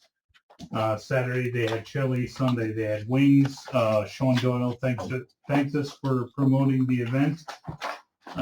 We had our first show of the year, the New York Sportsman Expo. It was cut short on Sunday due to weather. So Friday and Saturday was heavy foot traffic. We are currently running a commercial on SNY Central that started February 1st and runs through March 29th. You may see it during the Winter Olympics, Syracuse Crunch Hockey and PJ Golf. It runs through the end of March 29th. In the packets we handed out, we've done throughout the year ads that it's a small sample of print advertising from 2005 and 2026. We did the USA Today, Adirondack Life, Rova. We also have ads in the state fishing regulation guide. We placed different ads in regulation guides in 9 different states: Delaware, Massachusetts, Maryland, New Hampshire, New Jersey, Oregon, Virginia, Vermont, and Washington. Everything okay? Also included in the packet is our 2 Hearst Stories studio program. We work with our partners at Albany Times Unions to place 2 timely stories in Boston and Pennsylvania, which were chosen based on proximity to Oswego County. Both campaigns exceeded expectations, and our staff worked this weekend. I'm sure you heard it was 131-6 day. It was nonstop all afternoon. Paul Lear up at Save Him Museum, there was a lot of people, as well as Richardson Bates Museum. They were going to do a guided tours. They turn up just opening up the whole campus to visitors that day. The last 2 pages are the drone show, what was presented for Oswego County. Yeah, there's a pretty cool video of that online on a couple people recorded it on Facebook. Yeah. I saw it. That's good. It was well attended. The staff that we had down at the visitor center collected just about 220 bingo cards for the day. Okay. And our fishing advisory committee, board, sorry, is going to meet in March. Ed? So what kind of impact did the low water conditions last fall have on the fishing? July was basically very dry. I know things were delayed, a lot of people canceled. Overall impact, do you have any opinions? A little low, but it's part of the what we did with commercial running. We promoted fishing, cross country skiing, ice. What's it called? I forget, but it's better now, shall I say, because the water levels are going up. I did hear in the beginning of the season, like you said, it impacted a little bit, but it's returning to favorable conditions now. Okay. Yeah, because I know the fish were holding up on the lake. There wasn't enough water for them to run. It wasn't cold enough. Yeah. Right, but what happened is people that fished down by the lake did really well. And there's a lot of good scenes from that. Yeah, the length of time for our river fishing this year was shorter, Yeah. unfortunately. Both the city and the village of Pulaski, city of Oswego, village of Pulaski, are kind of the biggest beneficiaries. But the lake traffic was excellent this year. Actually, it was an extended season in the lake, shorter in the season in the rivers. We hope that doesn't continue every year, but it was very real effect this year. And the short water table would be, especially up there in Pulaski, we're in Palmer with the reservoir, made it very difficult. They couldn't send it. Yeah, because a lot of the fishermen that come make reservations for the following year, obviously, so they have and there's been somewhat of an impact on those reservations too. Yeah, we'll see once the bed tax numbers come back next month, what that quarter looked like. But I will tell you that specifically in Oswego City, there was a big construction project going on down by the river. There's still access issues, unfortunately, in the city of Oswego. And so it just overall wasn't a great river season. Steelhead's been great right now, though, thankfully. So, Okay, thanks. Just a quick question. Do you know if you distributed any of these to the fishing store in Handle? Because if you didn't, I'll take a few to him. I think we First did. lady. But Yeah, he's been You here. did? Okay, thank you. And he's been very active. So, he's been very active in our community fishing conversations. So. Good. Only one last thing. Didn't we not win some, not on this one, but 2 years ago, we won like National Award of Awareness. I mean, it was excellent. So It was beautiful. we got a bar high there for you guys to reach. Okay, any other questions for tourism? Well, what's with the redistribution? So with the new legislators, I wanted to make sure that they got an opportunity to see this book. We also found a whole cache of them in the basement. So we were like, well, I heard about might as well get it back out. Yeah. One thing I do want to mention, we didn't talk about the infrastructure stuff. So. Right, I was gonna go with Mark left next and then mobility, and we're getting close here, guys. We've only got about another 22 minutes. Okay, Mark, how about wastewater treatment? Well, I was gonna do a quick overview for the new legislators of what the project is. Okay. I was gonna do a cursory, just quick, and then if there's any questions afterwards, you can ask me about it. Oh, the Socus project is a 22-mile sewer transmission line collection system. It's gonna go down the county rec trail from Constantia to all the way to the city of Fulton. And the city of Fulton will be the treatment plant.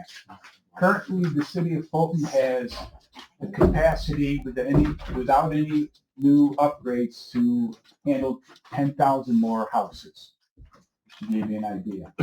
This is a $127 million project, which seems like a lot of money, but if in that paperwork that you got there in the back, there's some benefits of the project itself, besides the environmental benefits.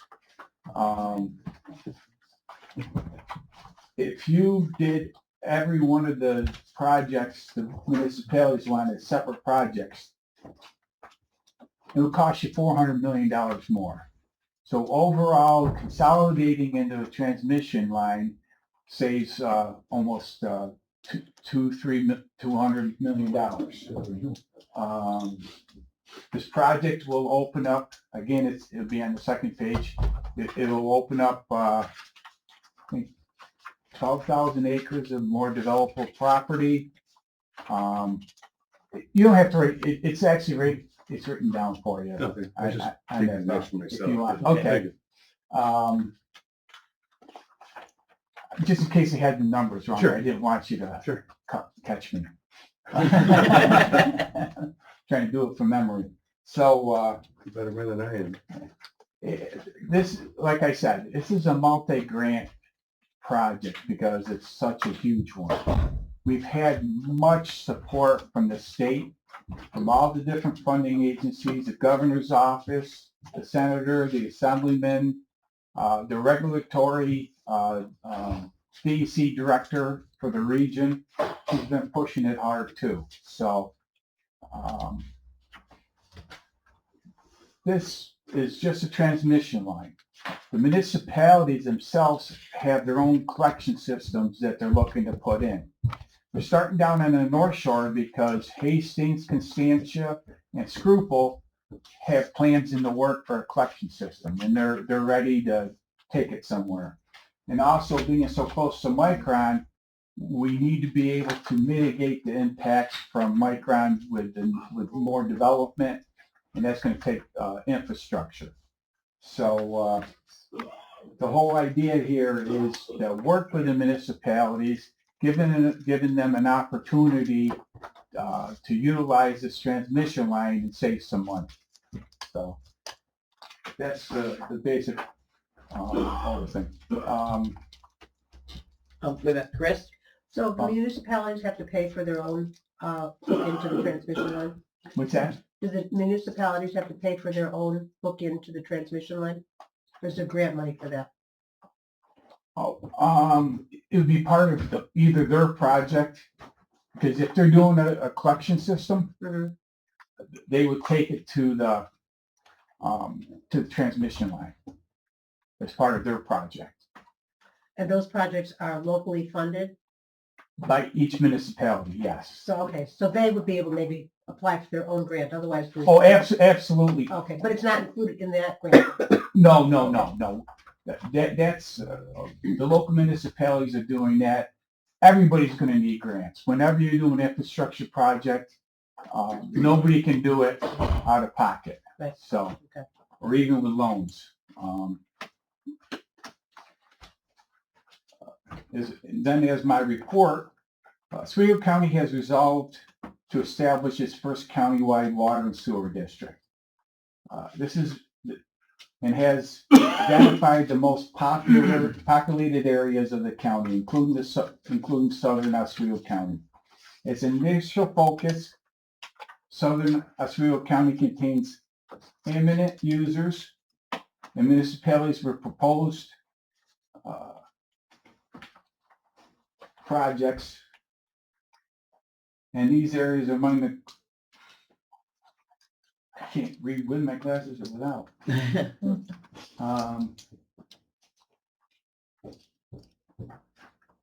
And the closest area to the proposed Micron project, allowing them to realize sooner impacts.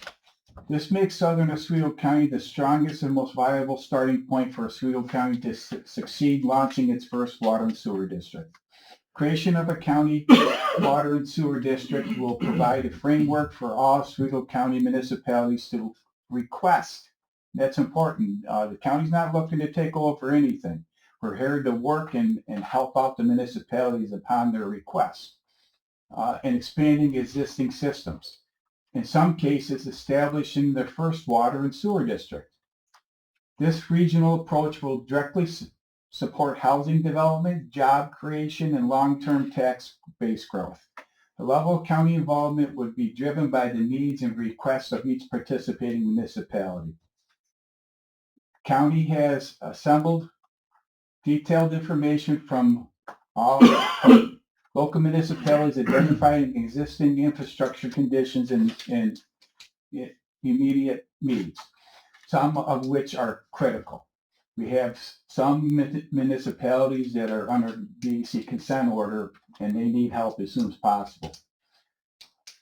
As New York State continues to increase regulations and operational requirements for water and sewer systems, aging infrastructures, shrinking user base, and limited local resources have left many communities unable to keep pace. Several municipalities are currently operating under New York State consent order with no practical or financial feasible path to complete their own work. This is where Oswego County Water and Sewer District becomes a solution.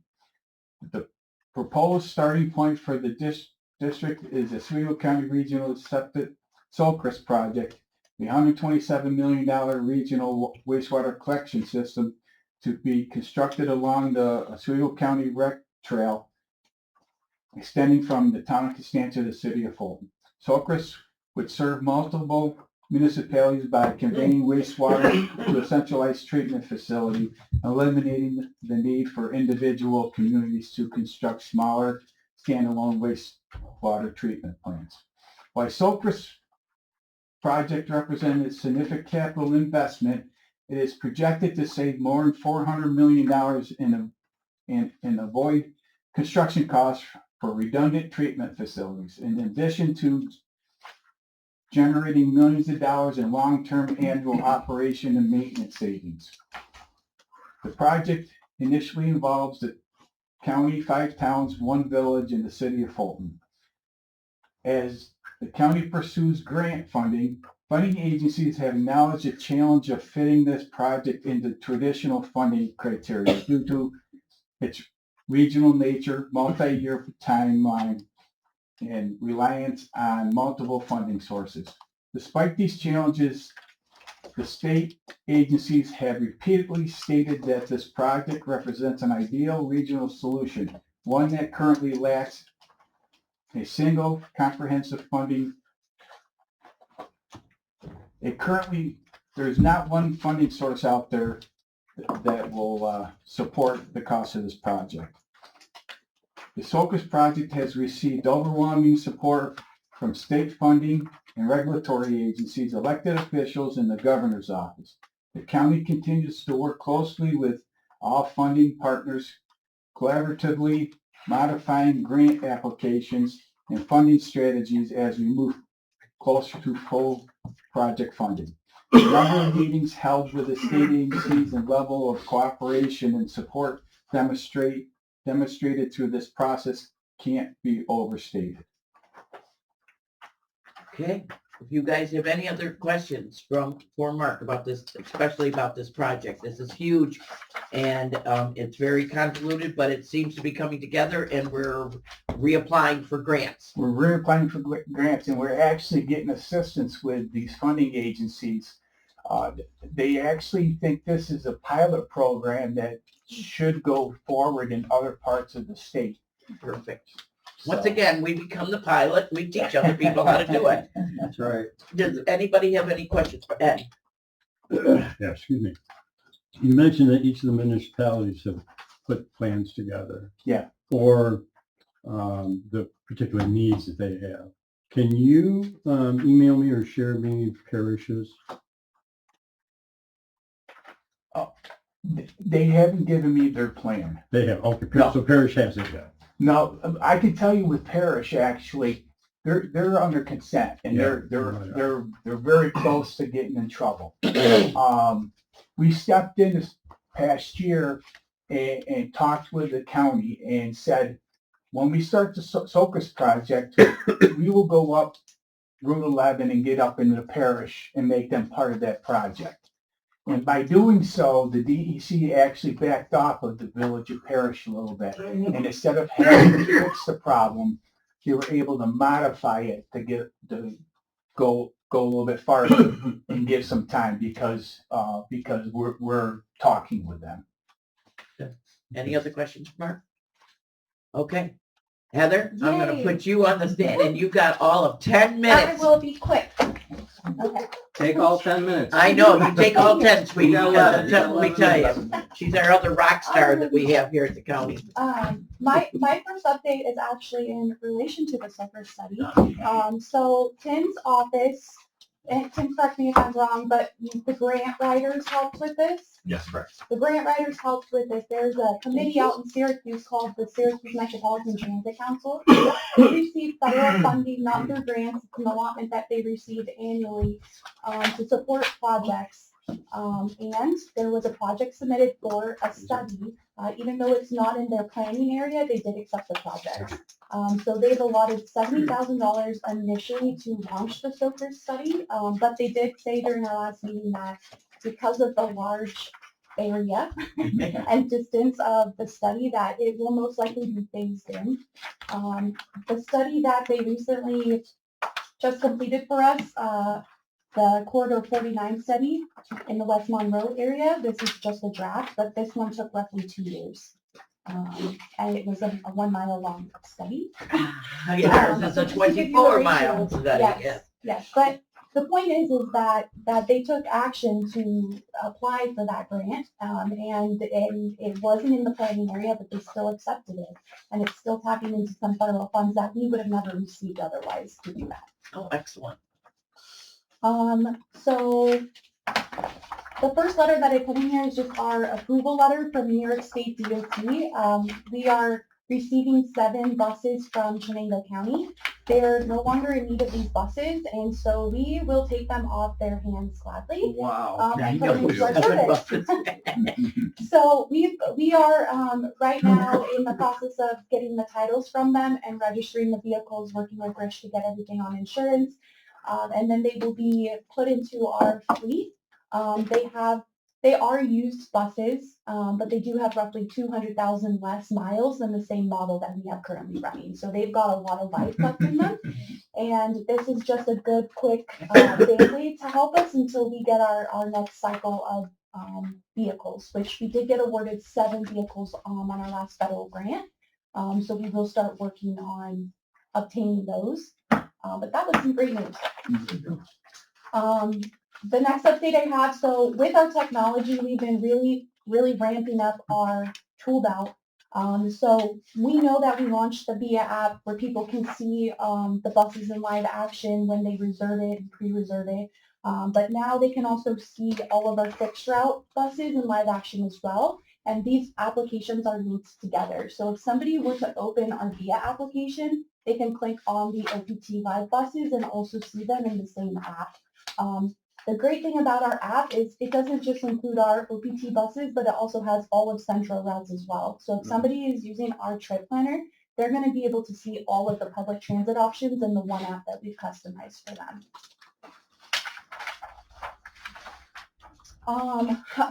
This is a really booming year. So Jefferson County, really interesting connection. So we have a regional authority present here. They're called Centro. They're regional because they're present in more than one county. But we also have smaller public transit systems that are funded a different way.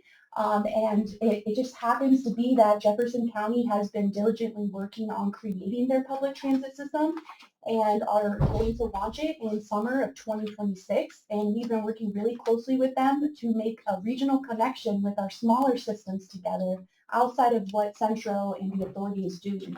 So this will be a connection between 2 small rural systems to move people up to the North Country and the Back Country area. So the connection will be made in Pulaski at the Burn Dairy. This is a transfer hub where Jefferson County buses will be meeting, Oswego County buses will be meeting, as well as Adirondack Trailways buses. So this will provide a connection up to Watertown and the Jefferson area. Their fare will also only be $2 each way. The bus is going to be running all day, super early in the morning up until about 7 or 8 p.m. at night, so residents will have access. So we will keep you guys in the loop on that. One of the last things I wanted to provide you was our ride rating information. So with our VIA app, riders are allowed to rate their trip 1 to 5 stars after it's completed. We did launch this in September of 2025, so it's September to current. But we continue to maintain a very high rating amongst the people. So we are, as you can see, like on the far right, there's over 2,800 5-star reviews, and the other reviews are very, very tiny. There's 22 1-star, 6 2-star, 10 3-star, and 26 4-star. Now, I am a perfectionist, so you know I'm focusing on that area to see what's going on. It does let them read specific comments, so I can actually go in there and see why they rated it 1 star, like what is going on with this trip. But it is tremendous. We've seen an increase from roughly 150 trips a day to 350 trips a day. So the service is growing. Centra is very happy with some of the parameters that we set to make sure people are guided in our app to the right service, and it's just overall been helping people get back to work. I can tell you that there's a huge shift in ridership, one that we've never seen in the county before. Typically in our public transit, the majority of our riders are seniors. Now we're seeing the people, working class people using the bus. We're seeing families, children. It's very interesting to watch the dynamic. So, Which was our goal from the get-go when yes. we started trying to change everything in 2016. So, yeah. And that's an important piece because the listeners, we are paid based on the ridership, right? So if there's more people on it, then it allows us to do more expansion and hire more work, which was the opposite of what we saw years ago. In 2016, we were in a death spiral. People weren't riding. They didn't know they were public buses. We weren't promoting them enough. Mass came in and changed the Medicaid transportation system, which wrecked everything across the whole of upstate New York.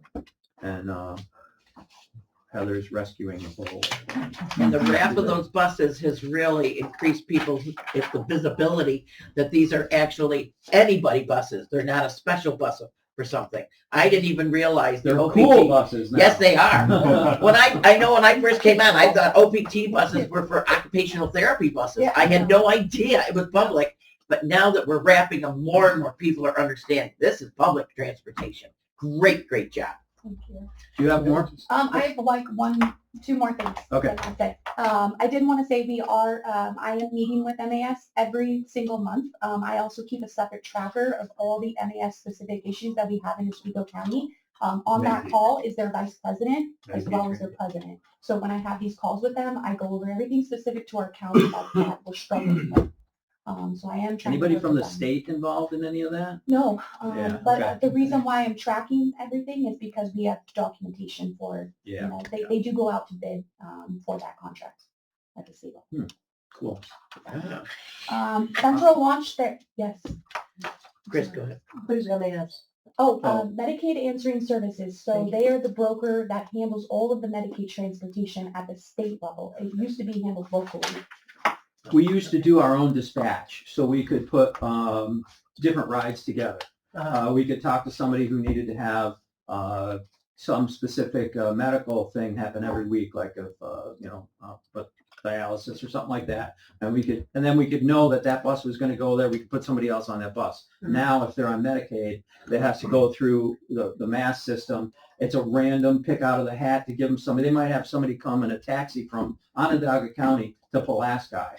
It's absurd. I mean, it might work for New York City, but it's absurd here. Yeah. And it always has been. We told them, we wrote multiple letters and said, don't do this in 2016 and 2017.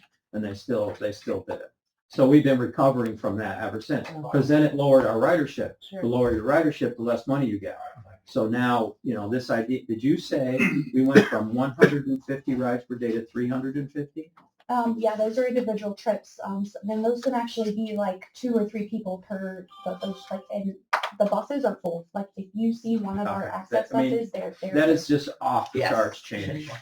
Go. Okay, 2 more. Central launched their new routes last week for Fulton and Oswego, and we are pumping out the brochures as much as we can to get them all over the county. But people can actively use the trip planning tools. Those have all the up-to-date route information in there. And then lastly, as we are trendsetters, of course, in our county, Albany, the entire New York State DOT leadership team reached out to our office. They would like to use our office as a model to potentially create a regional mobility management center. Yeah, there we go. Why am I surprised? I'm not. Well, one more thing Phil would like to say. Like a good TV show, we'll end with a teaser. You can't announce this because the organization wants to announce it, but just keep your eyes peeled because of her excellent work. The Office of Home Building Management's being given an award by a significant organization. You only choose one a year, and she's been chosen this year. We'll know in a few weeks. We'll be able to say more. Could I make a suggestion that we rotate reporting so that next month Heather can be first? Yeah, I was thinking the same thing. I know, it's terrible. We Yeah. got it, we did it. It's We 11. did it, but I don't like to put parameters and rails on it. But motion to adjourn, second. Thank you, everybody. As you see, this is a very, very interesting committee. Thank you. Oh, Yes.